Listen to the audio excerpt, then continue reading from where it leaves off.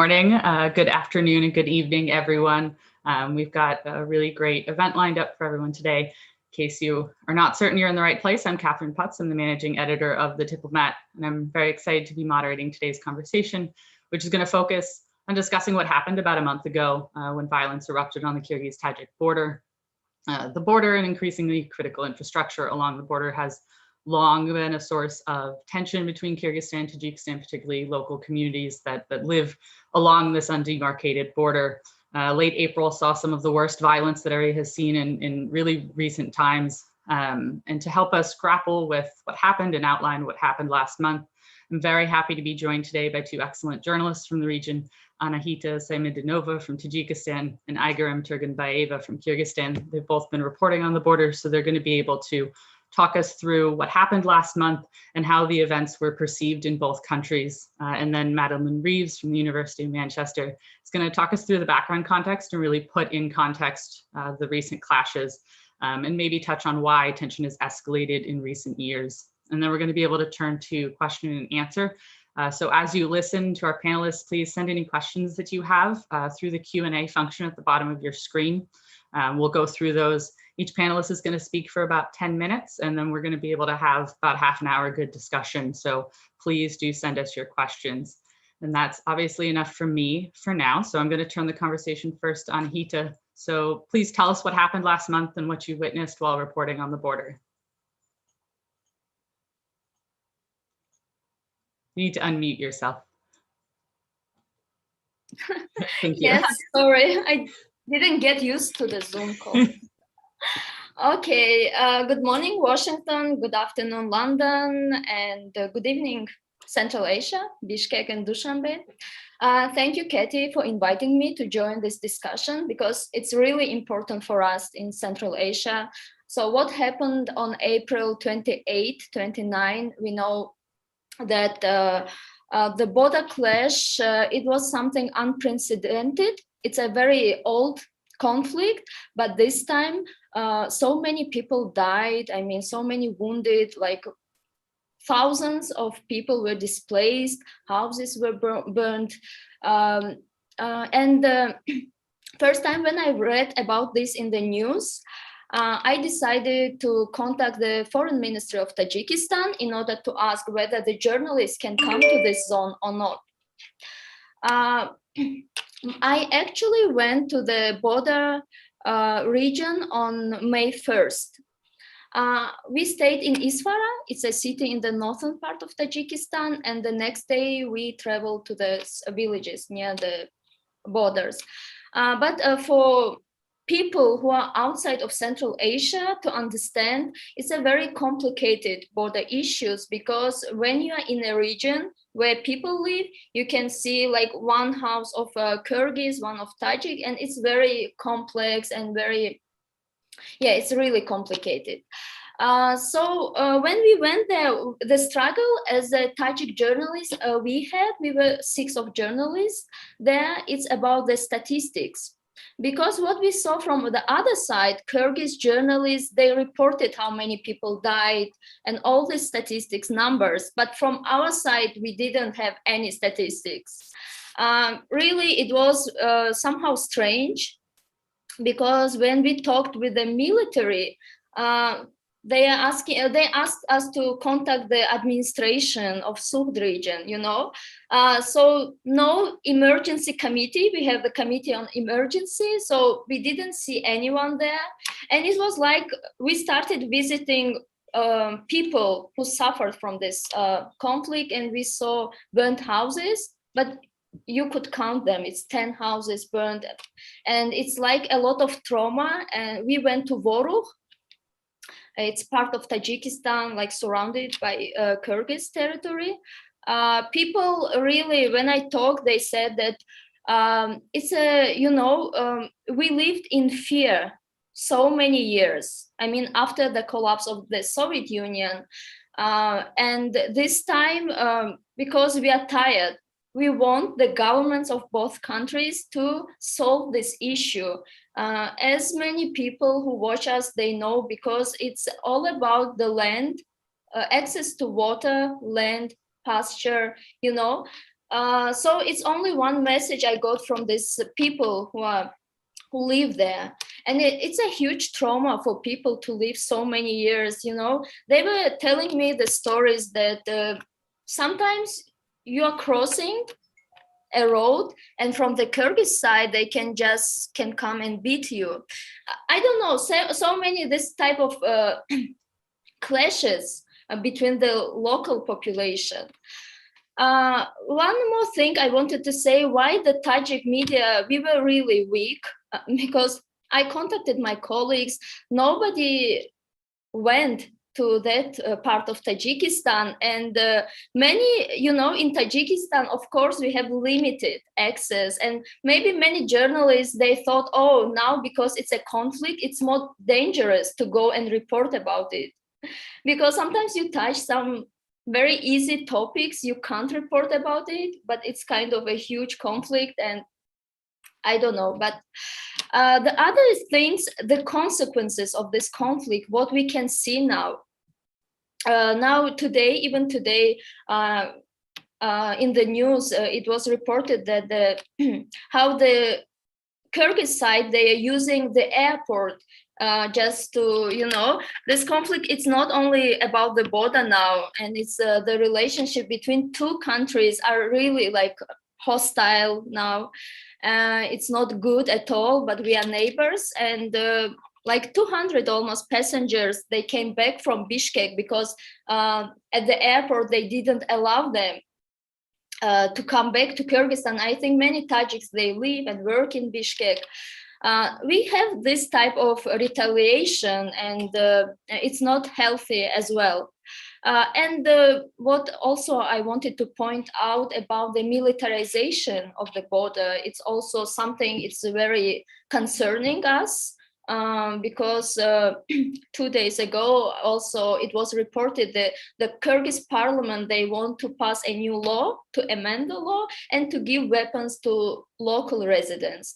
And I don't think it is something positive, because it's when you give weapon to a local population, and every time, because still 450 kilometers not demarcated, and also we didn't solve this issue at high level.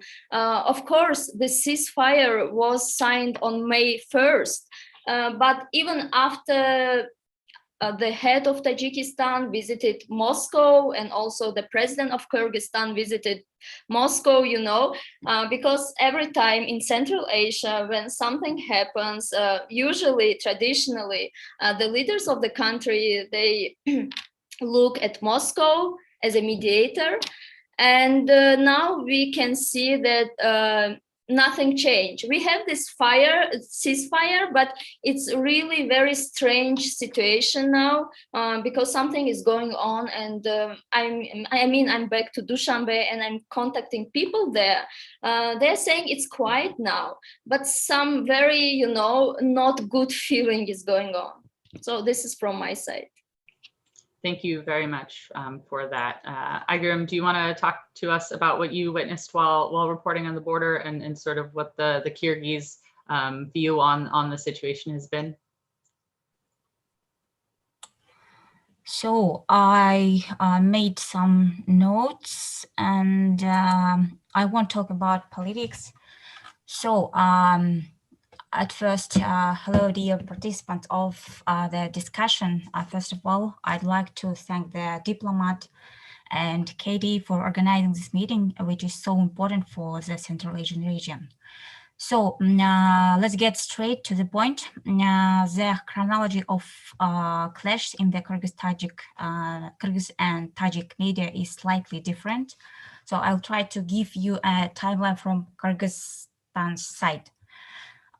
It began with the fact that the Tajik side tried to install surveillance cameras on a pole near the water intake station, so allowing to track the distribution of water. The Kyrgyz side was outraged and began to cut down the pole.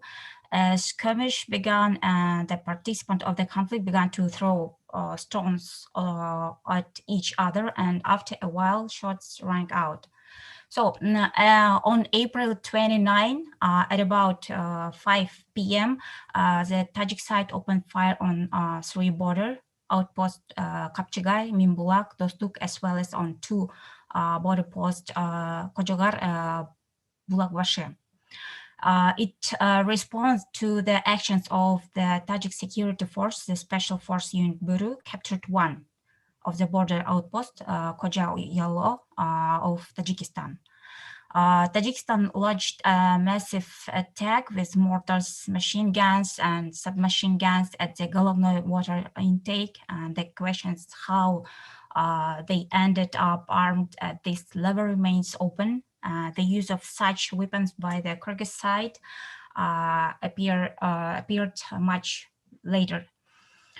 The fighting took place on the territory of Kyrgyzstan. As a result, more than 170 residential buildings, schools, kindergartens, and social facilities were destroyed.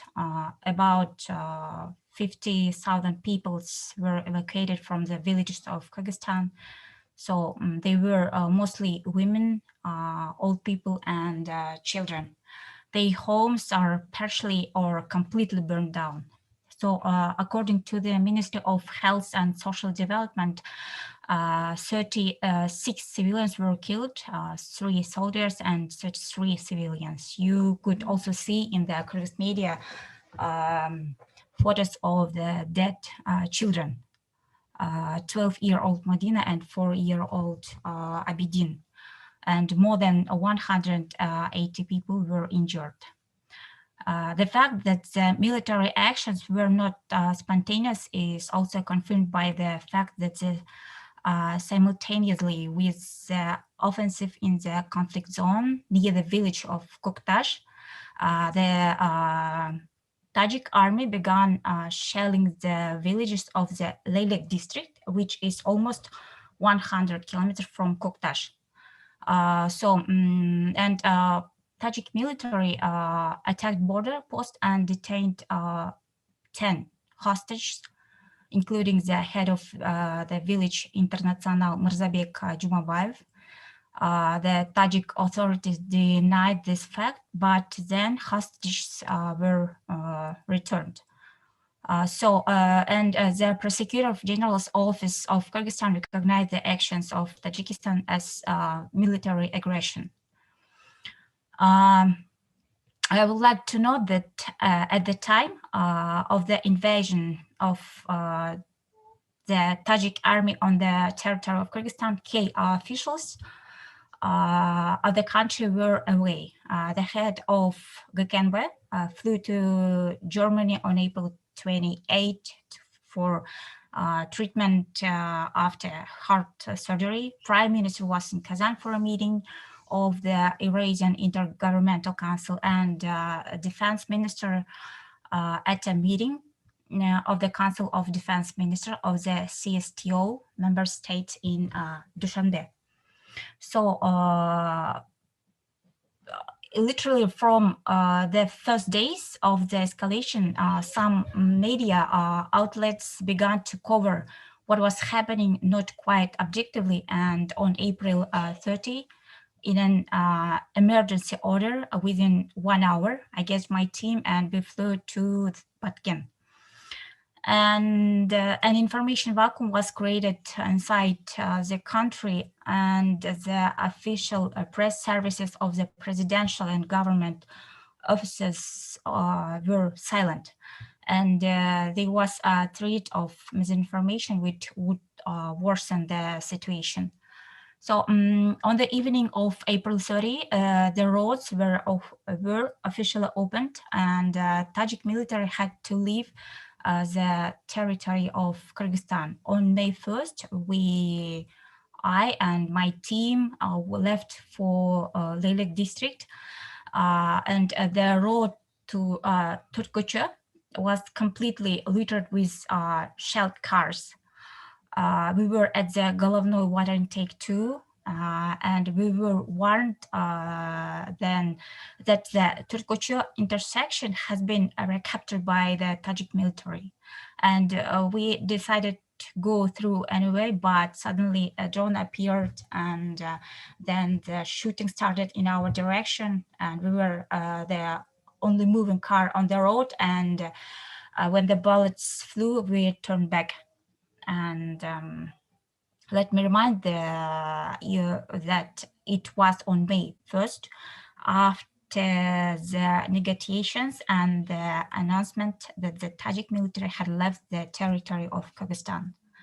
So in the evening, the heads of GKNB of Kyrgyzstan and Tajikistan decided on a complete ceasefire and withdrawal of troops. As we later saw, not only civilian vehicles were shelled, but also we saw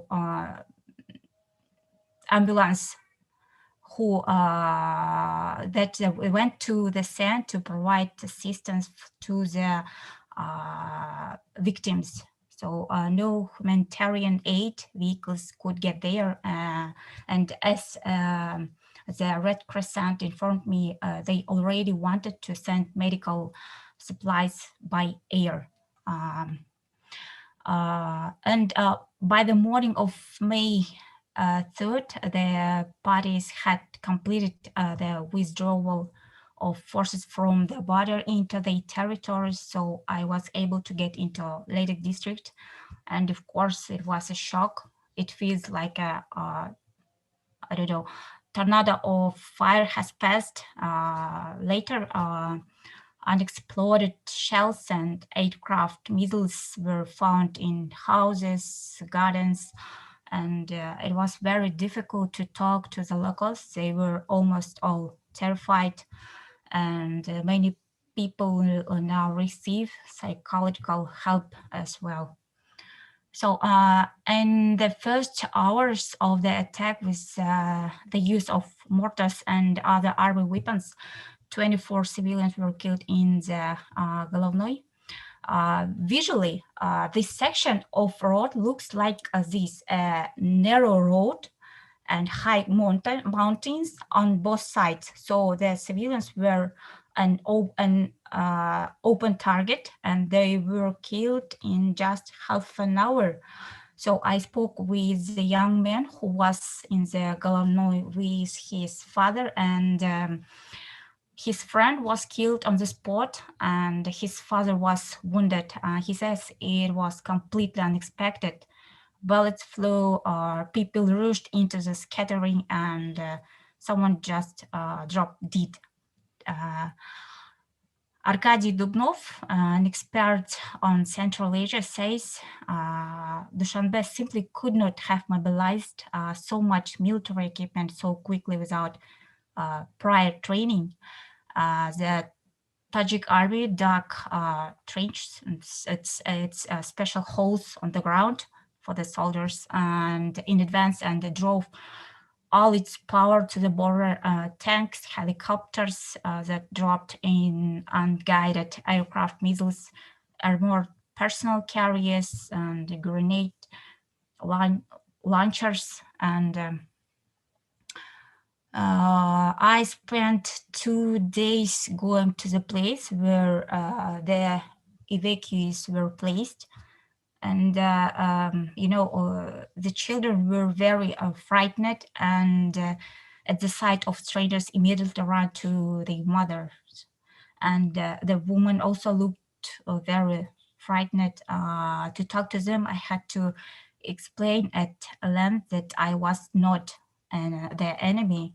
And only a few women spoke briefly about the incident on camera, because I wrote some articles for media. Kamchibek, a resident of the village Arka, expressed great regret and interview because his teachers were Tajiks, and he has many Tajik neighbors. As you know, in some villages, the houses of Kyrgyz and Tajiks are arranged staggered order. And he assured that the common people had once again become a toy in the hands of politicians.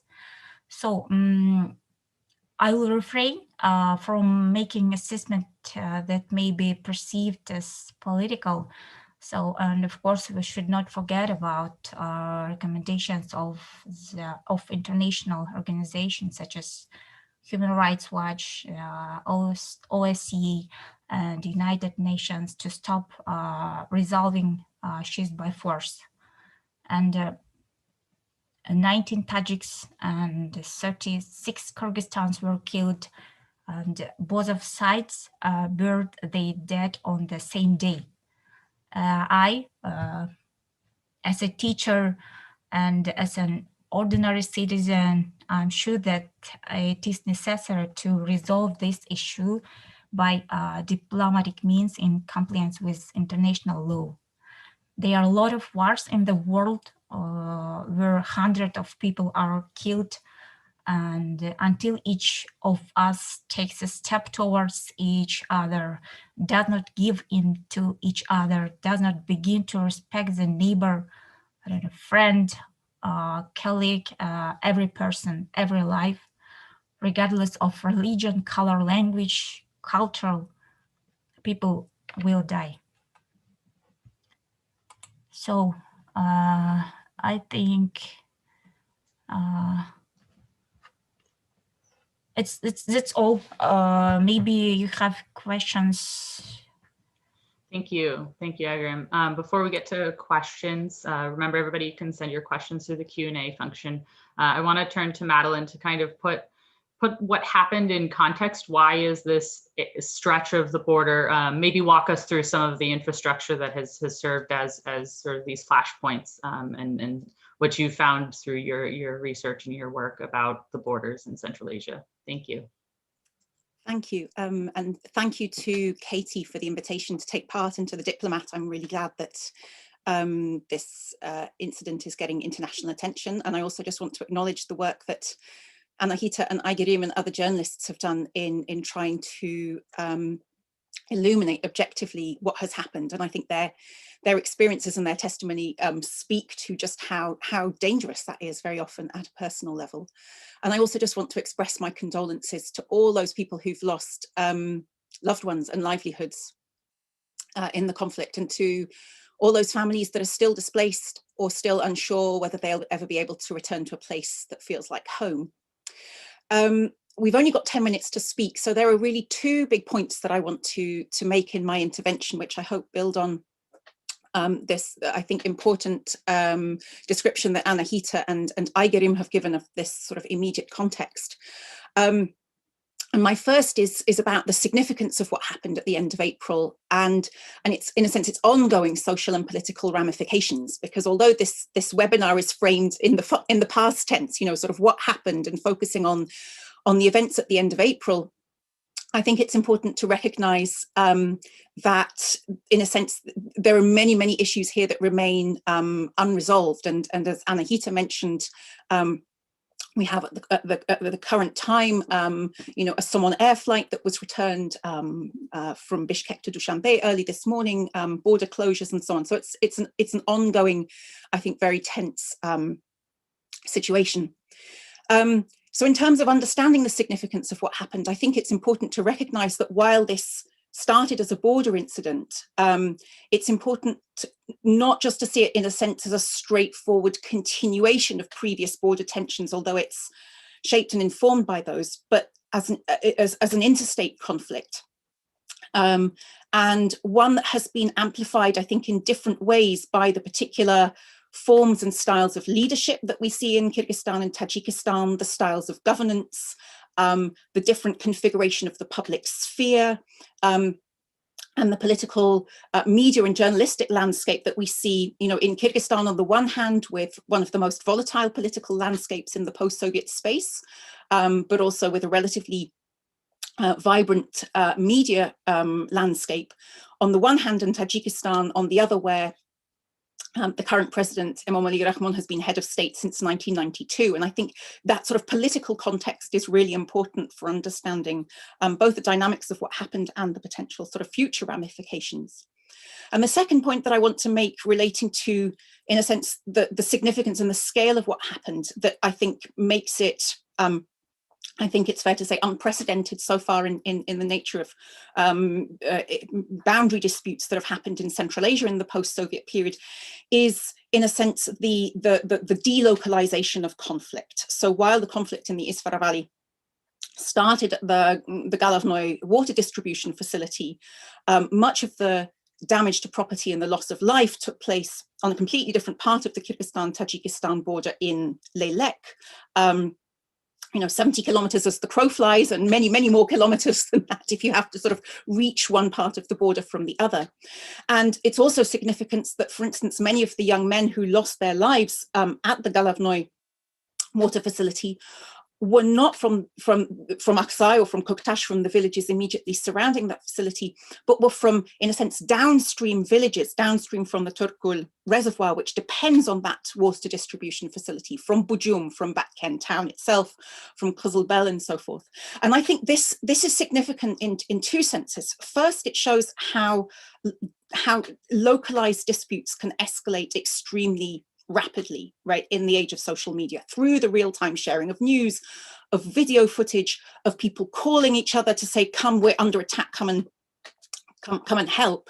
And the sort of the upstream downstream relationship there is very significant, because the whole of Batken town and a significant surrounding area depends on irrigation water from the Turku Canal, but also because I think it demonstrates, in a sense, a delocalization of conflict also at the military level. But there is now a sort of a tendency to treat a localized incident in one area as grounds for violent retaliation in another area. So that's my sort of first point, is I think as a sort of an analytical community, as a scholarly community, and as a community of kind of concerned citizens and non-citizens, it's important to sort of recognize the significance and the scale of what happened, and its ramifications more generally for peaceful resolution of boundary disputes more generally in Central Asia. And my second point relates to, in a sense, I guess what we might call sort of levels of analysis or scales of analysis in trying to make sense of what has happened. And my sense here is that I think explanatory accounts of what have happened, and it will take, a great deal of careful investigative reporting and to really sort of understand the microdynamics of what happened. But I think there's a tendency either to focus on the immediate precipitating factors, of which we've already heard about some, the mounting of surveillance cameras by the Tajikistan side to monitor repair works on the Galavnoy distribution facility, some things that haven't been mentioned, the increasingly tense exchange of words between Kyrgyz and Tajik officials in the preceding weeks, particularly around the status of Varukh, and in a sense, I think that, the significance of the change of power, the change of regime in Kyrgyzstan, the role of Kamchibek Tashiev and the kind of way in which he made border issues central to the articulation of a certain kind of populist politics in Kyrgyzstan. And then the role of sort of the militarization of the border and the role of, military exercises and so on. So there's on the one hand, these immediate sort of proximate causes or constitutive factors, if not causes. And I think those have received quite a bit of attention on the one hand. And then there's a tendency, I think, to focus on what we might call the deeper past, right? To look back to, border drawing in the 1920s, or to land exchanges that happened in the Soviet period, or to the loaning of infrastructure, the resettlement of populations, historical disputes over water, of land, pasture use. Now, I think both of these things, I'm not wanting to downplay by any means the significance, in a sense, either of those proximate precipitating contextual factors, or of the long-standing durational things. But I think what tends then to happen is that we perhaps bracket out some of the important transformations that have been happening in this region over the last 10 to 15 years, I would say in particular since 2014.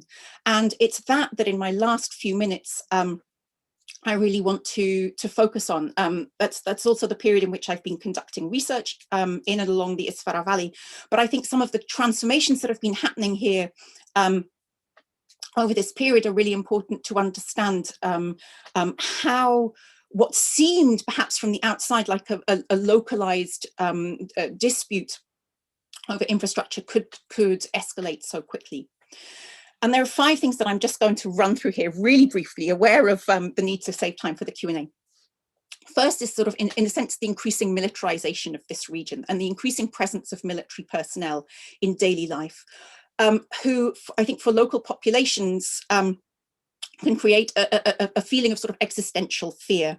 Anahita mentioned her interlocutors in Varokh saying, we're tired of the kind of existential anxiety of being, you know, stopped and asked for documents or of stone throwing and so on. So I think there's this sort of, in a sense, been an escalation of force over this period.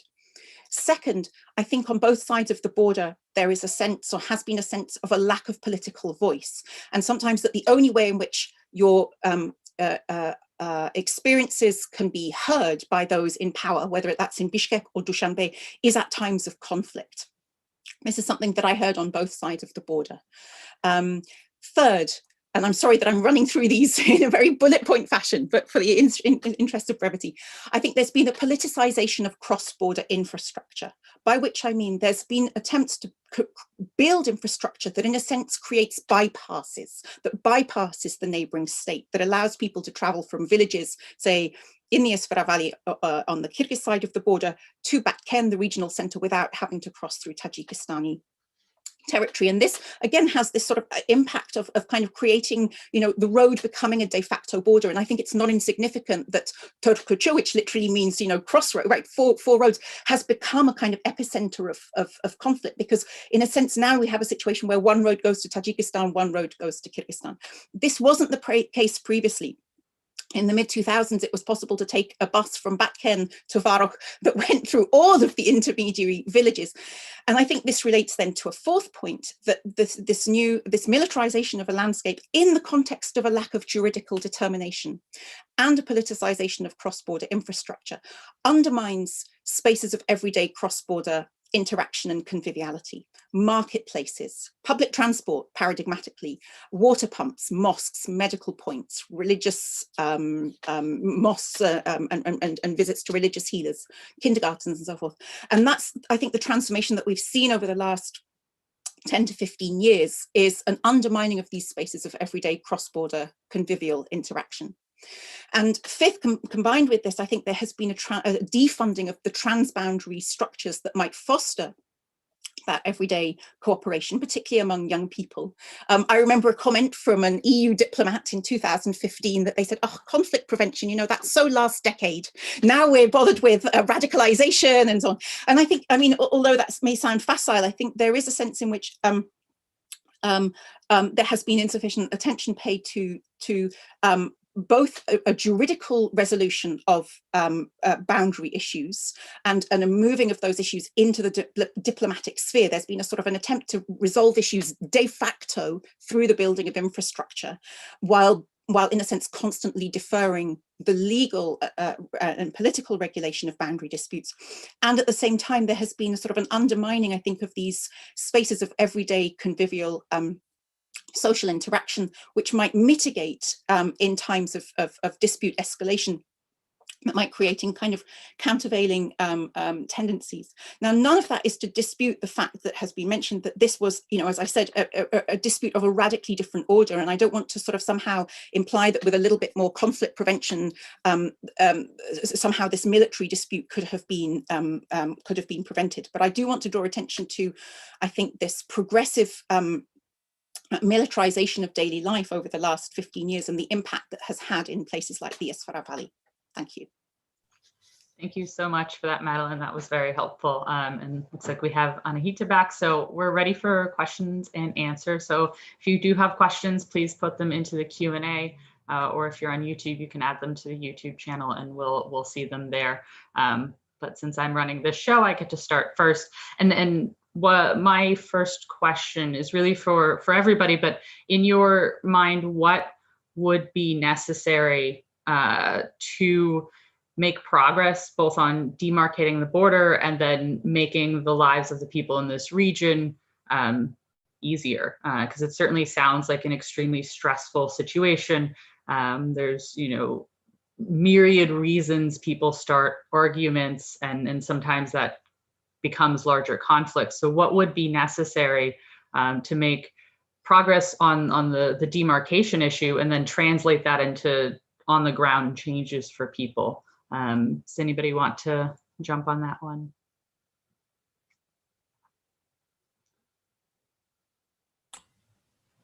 So maybe, yeah, I don't think this is really in my area of expertise. This should be resolved within the framework with agreements that were signed by the heads of the State Security Committee at the time of the conflict. And of course, the agreement that existed before in the framework of bilateral relations, as well as those that were within the framework of regional organizations, of which both Kyrgyzstan and Tajikistan are members, should be strengthened, I think. And so that. Madeline, do you have any thoughts about how progress could be made?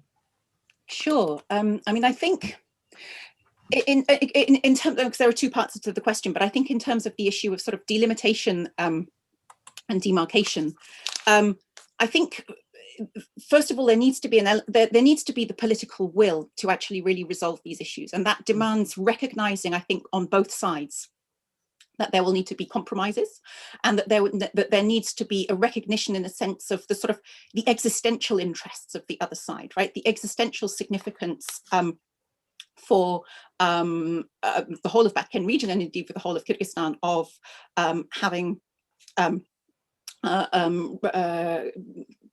guaranteed irrigation in the Turkul reservoir.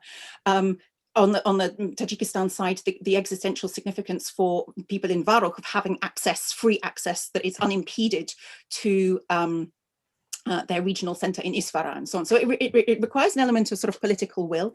I think at a technical level, it's going to be incredibly complex. And I think a lot of the statements that, we're going to have a sort of meetings, high-level meetings, and that we'll resolve these border issues in a matter of days, I think is completely sort of unhelpful in a sense. It's going to be, it will, in a sense of necessity, given the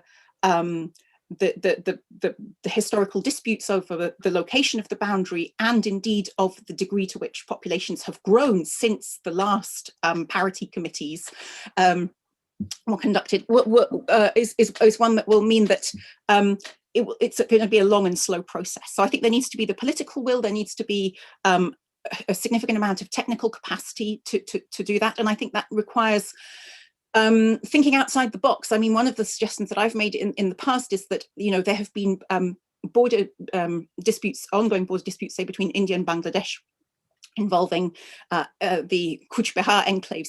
What would it involve? What would it mean to involve technical expertise from outside the region without immediately looking towards Russia, for instance? I think the importance of involving local people. One of the sort of repeated grievances that I heard during my research was that local people felt that often parity committees were conducting their action, were having negotiations that didn't involve local people, that didn't sort of come and consult with them, and to bring sort of local people from different demographic groups into those discussions, and not necessarily to assume that they should be conducted in either Bishkek or Dushanbe or Moscow, but what would it mean to conduct those discussions locally? What would it mean to do those in a forum that involved the local publics? So I think there's a series of moves there, and then I think there are a series of moves that can be made to really strengthen the existing locally existing mechanisms for conflict mediation, conflict resolution. And again, that shouldn't be somehow some sort of, tokenistic events of, oh, let's hold a volleyball match between young people from Koktash and Hojailo or something. That should be, these need really, careful long-term and long-range kind of work. Thank you. So the next question comes from a couple of people who have asked a variation on this, so I'm going to summarize it. What has been the Russian role in either mediating this conflict, or really are the Russians taking sides? And a similar question was asked regarding China. Does China have any stakes in this conversation? Curious about kind of the international involvement, or might be lack of involvement. Anahita, do you know? Sorry, I know you're having internet issues. Really bad, and it happens when your servers are in Kyrgyzstan, because and it happens when you have a conflict with your neighbors. That's why I'm like, yeah, for your previous question regarding how to solve it, I think we need a very good mediator for this conflict. And as many Tajik experts say, we have the maps, because both sides, as Kyrgyz, as Tajik side, we have different types of maps from the Soviet Union, and the Tajik side is insisting to use the maps from the 1924, 1929, and the Kyrgyz side is insisting to use the maps from the 1950s. I think this is an issue where they should come up to one conclusion, which maps to use. And it was announced that even the Kyrgyz side agreed to use the maps from 1924. So the other question is of obligations and how these agreements will be reached, and will people, border guards, the locals, they will follow all these agreements. One thing is to sign a paper here in Dushanbe or Bishkek. The other thing is when people live there, how it will be implemented on the ground. The other question I missed you about China and Russia, sorry. Yeah, what has there been a Russian role in mediating the conflict, or sort of any involvement of outside powers, and what kind of stakes they might have in this issue, or maybe they're not interested? Of course, as I said previously, the Russian role is really important. As we can see, the high-level officials of our country, they visited Moscow, and it says a lot, because traditionally Russia is our kind of deciding what to do. On military side, Russia is still controlling the Central Asia, and China is more economic, and maybe in the future it will be also military. But one thing is important to understand, that we have this long border with Afghanistan and unstable Afghanistan. I don't think for Russia it is something they want to have a conflict or something in their region. They are, interested to control. And as Kyrgyzstan and Tajikistan, we are members of this collective security treatment organization, CSTO, and I think it shouldn't be in any conflicts between the countries of this organization. It's a military organization. And as Putin supported only through diplomatic means, as he said that this conflict should be resolved through the diplomatic means, I think so Russia can play a very vital role. But it's a different question whether Kyrgyzstan and Tajikistan, because we are an independent countries, how it will be again implemented here. The other thing about China, I didn't see any announcement from the Chinese side. They are usually quite very, careful to intervene into internal affairs of the countries. But I think the focus of these regional players are most on Afghanistan, because China has its own problem with the western part I mean, with this, the so-called Islamists and all what is happening in Afghanistan and the US decision to leave the country. Also, Russia is also interested to have a safe central, stable Central Asia. So that's why we don't need any new conflicts in this region. Yeah, that's it. Thank you. Anybody else have any perspectives on either Russian involvement or Chinese non-involvement?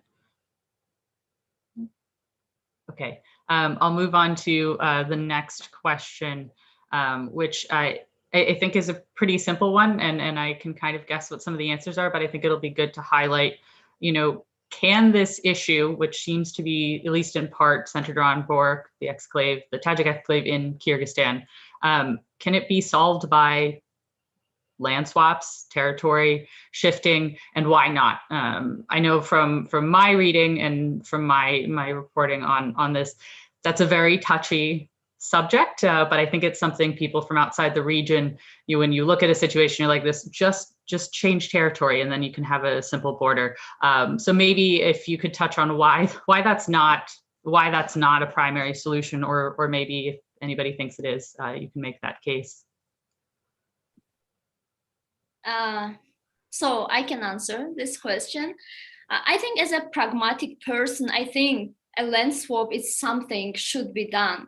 But as you can see, if you monitor the social media in Tajikistan and in Kyrgyzstan, like people have a very strong feelings. And even I said many people didn't visit Boruk, but they have a very strong, it's more related to your, country, patriotism. This is all nationalistic sentiments. That's why it's even quite difficult for the leaders of two countries to decide, because it's mostly about the people's mood. It's about the concession to give. And I don't think, not in Tajikistan, not even in Kyrgyzstan, they want to do it. And that's why it's a question, like I saw a lot of posts, it's like Boruk, it's part of Tajikistan, and it's a very strong sentiments, because Kamchibek Tashiyev, the head of the KGB of Kyrgyzstan, before announced that maybe it was just a maybe, but in Tajikistan, and I mean in virtual, like social media, people had quite strong reactions that we don't want to give Boruk to Kyrgyzstan. But it was just, maybe of Tashiyev gave such a strong feelings from inside of Tajikistan. That's why I think it's something really quite difficult. Mm-hmm. Yeah, thank you. Madeline, do you have any background on the history of land swaps and that kind of solution? I think there's a tendency sometimes to assume that firstly, that a land swap will resolve everything, right? That if we can just, exchange an equal area of territory, that this will resolve things. I think that's a very easy perception to have when you are distant from the situation. But as Anahita and Nagirim have both alluded to, in a sense, the topology of this region is incredibly complex. The population density in this region is incredibly high, right? So I don't see land swaps, particularly in inhabited areas, in a sense, as resolving anything. And I think they don't, in a sense, when there is this sort of over determination of border issues as somehow, if we could just switch land, this would resolve things. I think this diverts attention from actually, again, those existential questions. What do people need here to be able to make a life, right? They need a certain degree of physical security. They need economic possibilities. They need water. They need to be able to feel that they can farm their land without that being threatened. They need peace. They need to be able to access local markets and so forth. So I think, starting from an approach to finding solutions that actually starts from the kind of lived complex realities of people's lives, rather than starting from, again, this sort of attempt to go back to a sort of a year zero, in a sense, and because I think that will just, borders are intrinsically political. That will just create endless space for more dispute, and I don't see that, in a sense, as resolving things. I think you have to start with people's material lives and their existential needs and their physical and psychological security. Thank you. So remark, I think. So I think that the rapid options for resolving border issues that are being considered over the next few years are very dangerous. How will the local people of both sides perceive the exchange of land? And to what extent does such a decision correspond to the interest of the state? And if you look from the point of view of, I don't know, security outside of economic interests, how much is the need for this studied? What are the pros and cons? Such work should be carried out very carefully. Therefore, this issue could not be raised for, I don't know, discussion maybe. So because we saw the reaction, and it is, I don't know, very difficult questions. So I think. Thank you. So the next question touches on some of the causes of instability in the region and really the world as we go forward. Climate change. Do we think that sort of drought in the region, less water and access to water is going to continue to be a trigger for these kinds of conflict? Anybody want to sort of talk about the environmental sort of triggers for some of the stress in the region? Yeah, definitely. This is a good question, because during my interview with a teacher from one of the villages near the border, he pointed out and it was interesting to hear his perspective, because he didn't blame the Kyrgyz side. But he said because of climate change, the resources are scarce, and we want to have access. The Kyrgyz side, they wanted also to have access to water, land. And it is something very concerning, because he said, in the past, I mean, during the Soviet time, we didn't have such problems, but now the population is increasing. Mm-hmm. So many, as we said, so many people live in the Fergana Valley, and it's a good land, I mean, to live there.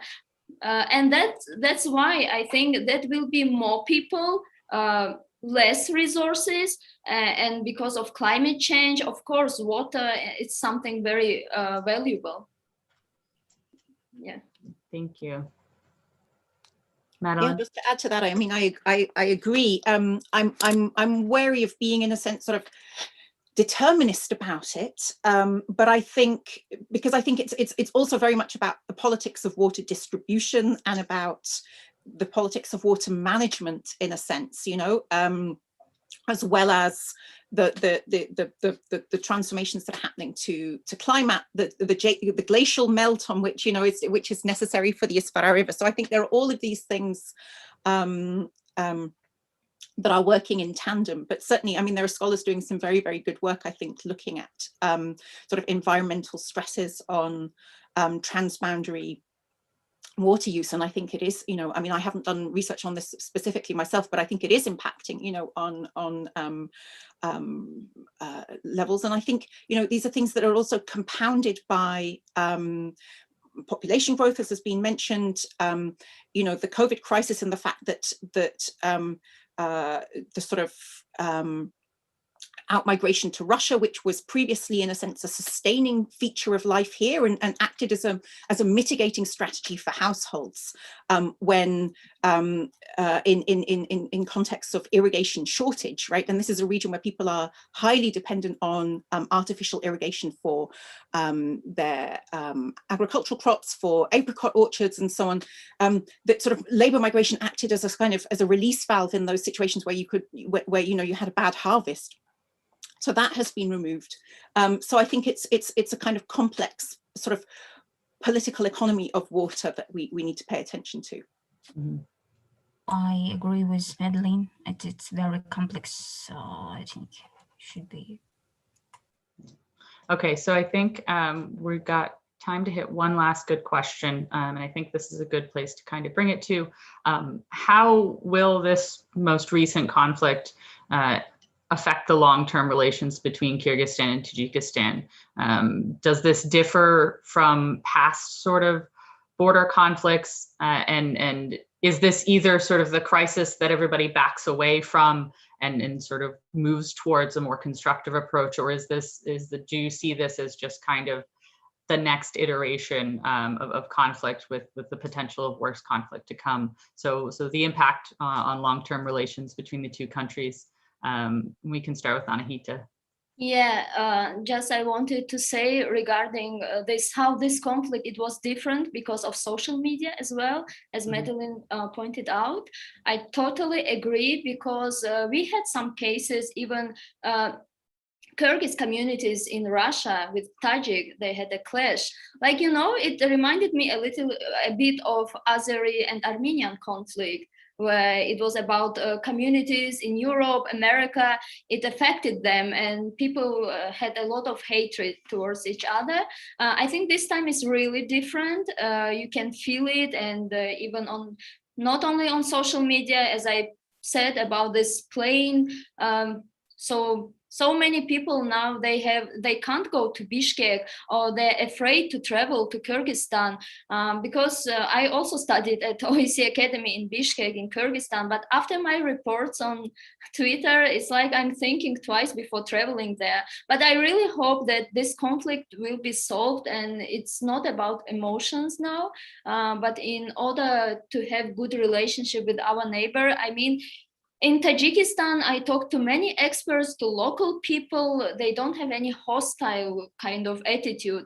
But you know, social media, it's kind of a platform where it can be good and it could be very bad of fluing this type of, as a put some video and just acting, or just asking people to have this kind of emotional, you can see a dead person, all this stuff. It's, of course, I think from Tajik side, people died as well. They suffered. I told about trauma, but it's a question how to report it. Is it necessary to, you know, sometimes journalists, they can provoke more hatred. That's why I think it should be less emotional and more constructive discussions between two nations. Thank you. Thank you. Agarim, do you have any reflections on sort of the long-term impact of this conflict? I want to answer Anahita about social media and about information, maybe war. Some experts said that it was information war. So I would not say that there was an information war, because most likely there was an information vacuum, I think, which led to a difference in data on both sides. So as I mentioned earlier, there was a vacuum at the beginning of the conflict, and there was different data from different sources. So then the situation improved, but as the editor of Radio Ozodi mentioned on Twitter, officially authorities of Tajikistan did not give information promptly. So, and I think it was not just information. It was not information war. I think it is just because it was information vacuum. So, okay, there is though. And I agree with Madeline about her pitch about that the questions very complicated, so, and very difficult, and we can't I don't know, decide in just 1 hour this problem which we have here in Kyrgyzstan and Tajikistan, because we see this situation and not objectively. I think I see in Kyrgyzstan side, and Anahita see all what happening in Tajikistan side, and I think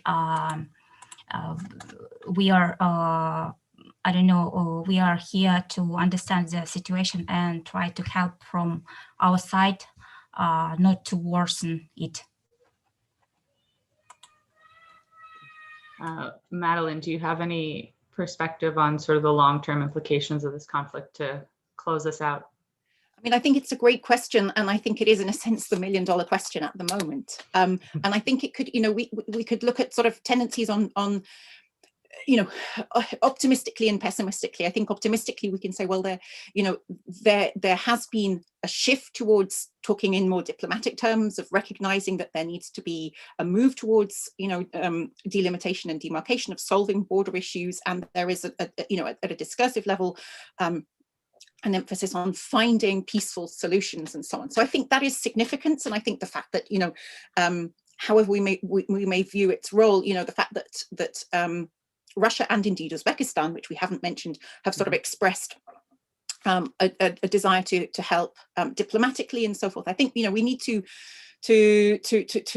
recognize that, and the fact that, you know, the situation could have escalated, you know, in unimaginable ways in early May, and, you know, and that has been contained. However, I think it's also, there are also more, you know, concerning signs, you know, discourses of sort of, you know, we need to arm border populations, we need to create border militias and so forth, I think don't help to de-escalate the situation. And I think de-escalation is a preliminary to any kind of peaceful resolution of this situation. Again, I mean, I go back to the point that I made, that we need to kind of start from people's existential sense of security, to feel that they can return to their home, or to feel that, you know, that Anakita can return to Bishkek, and you know, thousands others in analogous situations, you know, on both sides of the border. And I think a huge amount there will depend on the particular kind of domestic politics and the role that this conflict comes to play out in sort of state-society relations. And on that respect, you know, I think the social life that this conflict has taken on for people who are very removed from the border areas geographically and in a sense socially, but for whom this has taken on a kind of you know, a sense of deep personal humiliation. I think that is significant in terms of the way that that may play out in terms of domestic politics, both in Kyrgyzstan for, you know, Japarov and Tashiev and their, you know, their concern to show that they are taking a firm stance on border issues.